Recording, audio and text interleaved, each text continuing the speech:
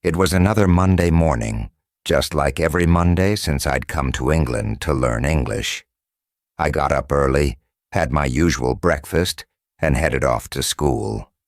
When I walked into the classroom, the teacher had a smile on her face, as she always did, and she asked all of us what we had done over the weekend. I was excited to share because I'd been working on Saturday. I told the class that I'd spent the whole day at work and that I was starting to feel more confident with what I was doing. My job wasn't easy at first, but now I felt like I could handle it. I also mentioned how happy it made me when I got to talk to the customers, even though speaking English with them still made me a little nervous sometimes.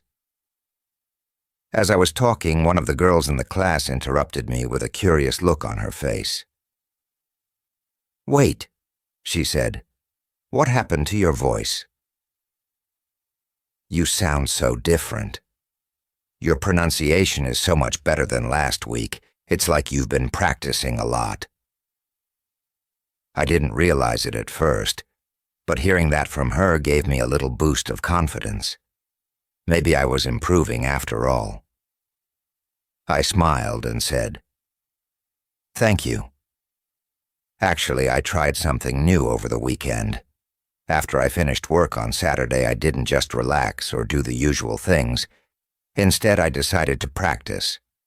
I heard about this technique called shadowing. It's when you listen to a native speaker and repeat everything they say, trying to match their tone, pronunciation, everything. So, on Saturday evening, after I had dinner, I sat down and started shadowing. I picked a few audio clips, and I just kept repeating them over and over. It felt awkward at first, like I wasn't doing it right, but I stuck with it. I did it for hours on Saturday night, and when Sunday came, I spent almost the entire day practicing. I didn't really do much else, just focused on trying to sound as close to a native speaker as I could.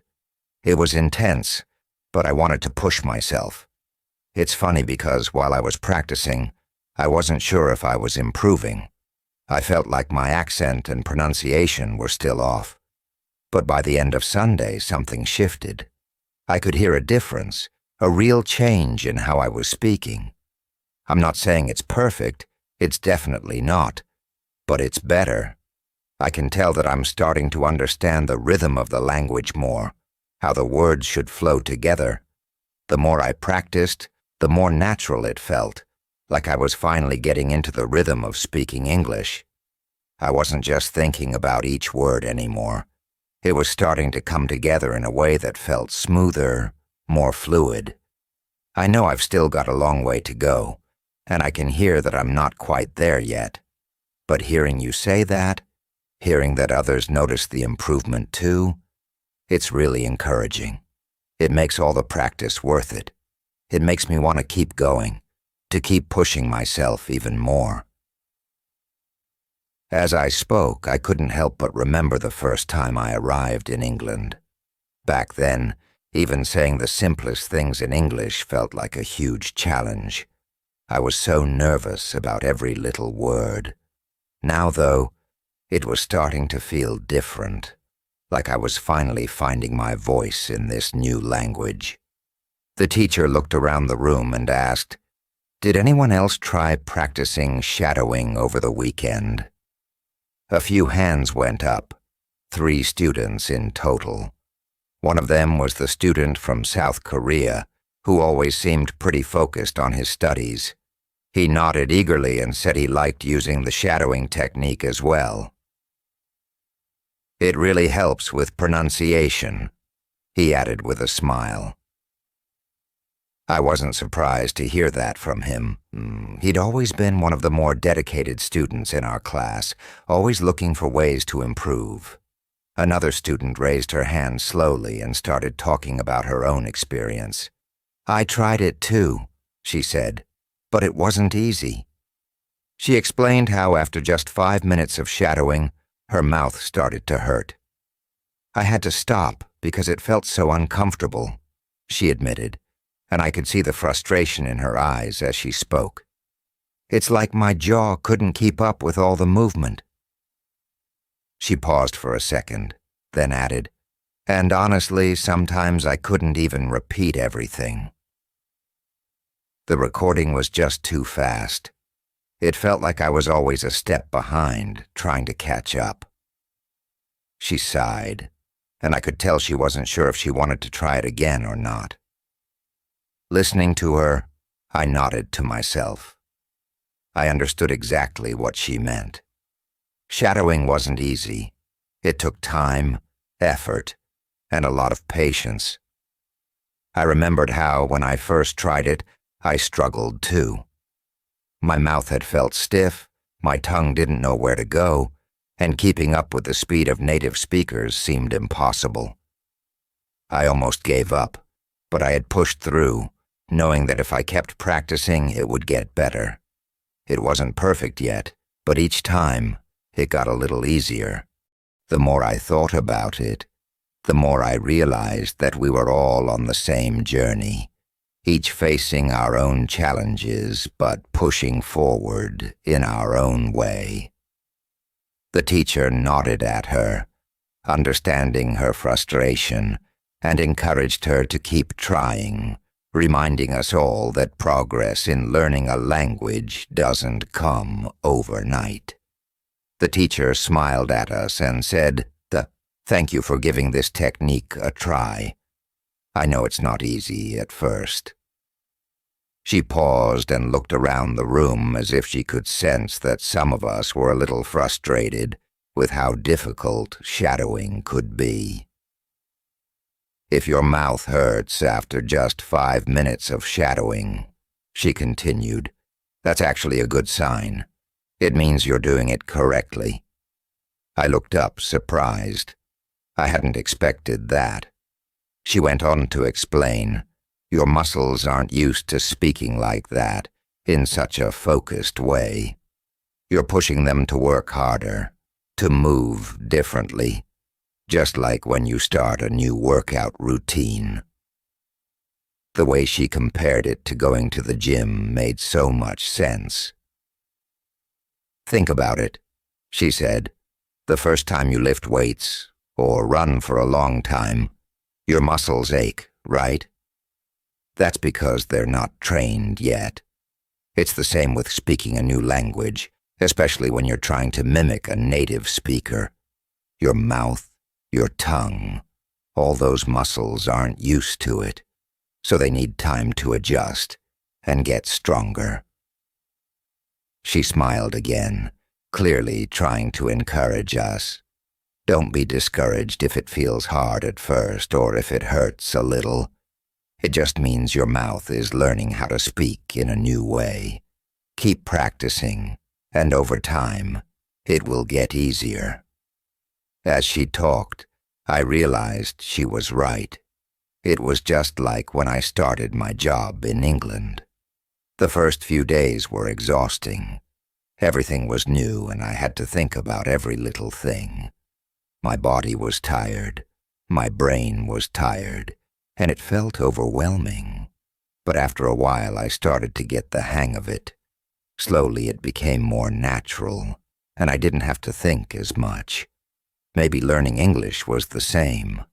It was all about building up those muscles, both in my mouth and in my mind, to get comfortable with the language. I glanced around the room and saw a few of my classmates nodding, like they were also starting to understand. We were all in the same boat, each of us struggling in different ways, but pushing ourselves to improve. The teacher's words gave me a bit of hope. Maybe, just maybe, if I kept practicing, things would get easier, and one day, I wouldn't feel so awkward speaking English. The teacher continued, her voice calm and encouraging. "If your mouth muscles hurt, don't worry. That's totally normal. Just take a short break after 5 minutes, relax a little, and then continue practicing a bit later."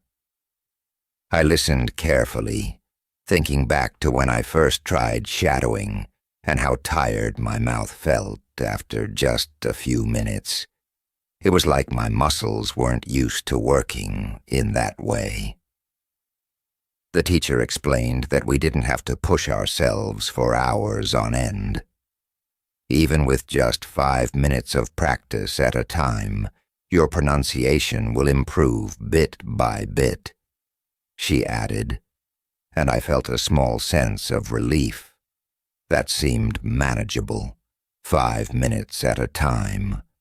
She went on, talking about how shadowing wasn't just about repeating words like a robot. It had so many other benefits, too. When you practice shadowing, she said, you're not just working on the correct pronunciation of words. You're also practicing the intonation, the rhythm, and the way words connect in whole sentences. I hadn't thought about that before. It made me realize that there was more to sounding natural in English than just saying the words correctly. It was about how the words flowed together, how your voice rose and fell with each sentence, how some words blended into others. As I sat there, I started to feel a little more hopeful. Learning a language wasn't just about memorizing vocabulary or grammar rules. It was about listening, imitating, and trying to sound more like a native speaker in everyday conversations. I knew it would take time, but with every bit of practice, with every 5-minute session, I was getting closer. The teacher's words stuck with me, and I began to see shadowing in a new light. It wasn't just a technique, it was a way to bring my English to life, to make it more natural and fluent. Looking around the classroom, I noticed a few other students nodding along, like they were thinking the same thing. We were all at different levels, but we shared the same goal: to speak English better, to sound more confident, and to feel less awkward when we opened our mouths. I made a mental note to keep practicing, even if it was just in small chunks, knowing that each time I did, I was one step closer to speaking English the way I wanted to. The teacher looked at us and continued, I know that when you're just starting out, the recording can feel too fast. It can be hard to keep up, but that's okay. If it's too quick for you, don't worry about repeating the whole sentence right away. You can start small. Just repeat the first word, or maybe the last word. With practice, you'll be able to repeat more and more. I nodded along as she spoke, because I knew exactly what she meant. That's exactly how it felt when I tried shadowing for the first time. On Saturday, when I sat down after work to try shadowing, I was so excited, but it quickly became frustrating. I remember playing the recording and trying to repeat every word.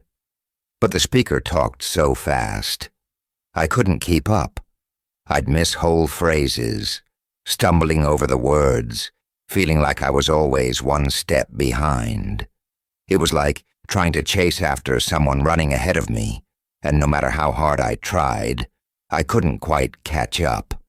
It felt like my brain couldn't process the words fast enough. I started to get discouraged, thinking, maybe I'm not ready for this yet. But instead of giving up, I remembered what the teacher had said about starting small. So, I decided to just focus on the first word of each sentence. Just one word. It felt strange at first, but it was something I could manage. Slowly I worked my way up to 2 words, then 3. By the time Sunday evening rolled around, something had changed. I sat down to practice again, and this time it felt different. The words weren't flying by so quickly anymore. I found that I could repeat whole phrases without tripping over them. It was still challenging, but not impossible like before. I could actually hear myself improving, and that gave me the motivation to keep going. Thinking back to that moment now, sitting in class, I realized how much of a difference just one day of practice had made. It wasn't about being perfect from the start. It was about sticking with it, even when it felt difficult. I glanced around the room and saw other students nodding, like they were having similar experiences. We were all learning at our own pace, but little by little, we were getting better. The teacher's words reassured me that I was on the right track. It felt good to know that I wasn't alone in this struggle, and that with time and patience, I'd be able to repeat more and more, just like she said. After listening to the teacher explain shadowing and seeing everyone else talk about their experiences, I started to feel a little more confident. But there was still something on my mind, so I raised my hand. "I have a question," I said. The teacher turned toward me, waiting patiently.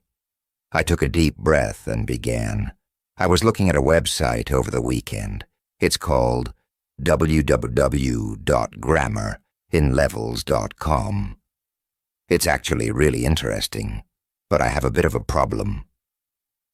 She nodded for me to continue, so I explained. The website organizes grammar lessons based on levels, but I don't know what level is right for me. I'm not sure how many words I actually know in English, and it's kind of confusing to figure out where I should start. As I spoke, I could feel my classmates looking at me. I wondered if anyone else had tried the website, or had the same question. I mean, the site looked helpful, but figuring out your level isn't as simple as it seems. I'd been learning English for a while, but it's hard to know how many words you've actually learned. Some days I felt like I knew quite a lot. I could hold conversations, understand basic instructions at work, and follow the gist of what people were saying on the street. But other days, I felt lost, like I barely knew any words at all. Especially when I heard native speakers talking really fast, using slang or phrases I hadn't learned yet. It made me question how much I really understood. I continued. I know some words, but sometimes when I read or listen to something, there are words I've never seen before. So, I'm not sure if I should start with the beginner lessons or if that would be too easy for me. The teacher smiled as I finished my question, and I could tell she'd heard this kind of concern before. It made me feel a little better, knowing that I wasn't the only one struggling with figuring out my level in English. I glanced around the classroom, wondering if anyone else had looked at the website or had the same doubts about where they stood in their language learning. Everyone's journey was different, but we were all trying to improve. I just wanted to make sure I was practicing at the right level, not too easy and not too hard. I looked back at the teacher, hoping she had some advice for me. The teacher smiled and looked around the room. "Does anyone here know how many words you know in English?" she asked. I glanced at my classmates, curious to see if anyone would raise their hand, but to my surprise, no one did. We all sat there, kind of shrugging and exchanging puzzled looks. It was interesting, actually. We were all intermediate students, which meant we had been studying English for a while. We could have conversations, read simple texts, and understand a lot more than when we first started. But not a single one of us knew how many words we had actually learned. It wasn't something we ever thought about before. I looked at the student sitting next to me, a girl from Brazil, and she just shook her head with a small laugh. "I have no idea," she whispered to me. I nodded, feeling the same way. It made me think, how do you even measure something like that?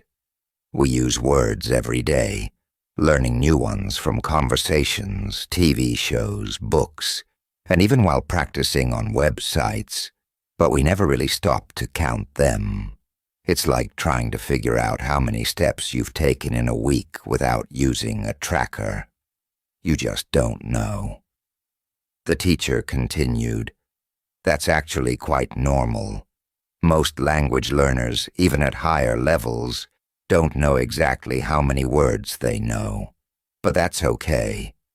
The important thing is how you use the words you do know and how you keep learning more." I could tell from her tone that she wasn't too worried about the numbers. She was trying to make us feel better about not knowing. And in a way, it did. We were all here to improve, and we didn't need to know the exact number of words in our vocabulary to make progress. As I sat there, I thought about all the times I had learned a new word during my time in England. Some words I picked up from my co-workers, others from the radio or while shopping at the grocery store. I'd even learned a few from random conversations with strangers on the bus. But I never kept track of them. They just became part of my language journey, slowly adding up without me even realizing it. Looking around the classroom, I could see my classmates thinking the same thing. We were all learning and growing, each in our own way, and that was what mattered. The number of words we knew didn't seem as important anymore. We just had to keep practicing, keep speaking, and keep adding new words to our lives, one by one. The teacher's eyes lit up as she shared some exciting news with us. "I have a great resource for you all," she said with a smile. "There's a website designed for people who study foreign languages. It's really helpful. You can take a test there to find out how many words you actually know." I perked up, curious. "A test? That sounded interesting." She continued, "The test is very simple. It has only 2 steps, so it won't take much time at all. The website is called www.testlanguages.com. You can check it out anytime you want." I thought about how useful that could be. If I could find out how many words I knew, maybe I could set some goals for myself. I imagined being able to see my progress month by month. The teacher went on, "The best part is you can take the test every month. That way you can track how much you've improved over time." I found that really motivating. Just knowing that I could measure my growth made me want to dive in right away. Then she said, "If you want, you can take out your smartphones now and go to that website. You can do the test right here in class." I looked around, and I could see that my classmates were just as excited as I was. Everyone started digging through their bags for their phones, eager to give it a try. I pulled mine out too, my fingers tingling with anticipation. As I opened the website, I felt a mix of nerves and excitement. What if the test was really hard? What if I didn't know as many words as I thought? But then I remembered what the teacher said. This was a chance to see how much I had grown. I took a deep breath and clicked on the test. The first question popped up and I quickly read it. It was straightforward, just like the teacher promised. I clicked through the options, feeling more confident with each one. As I worked through the questions, I realized I recognized a lot of words. Some were familiar from conversations I had, while others I had learned from my job or while watching TV. It felt good to see them on the screen. I could hear murmurs around me as my classmates worked on their tests too. Some were laughing nervously, while others were focused and quiet. It was nice to share this moment with them. We were all in this together, learning and improving our English skills.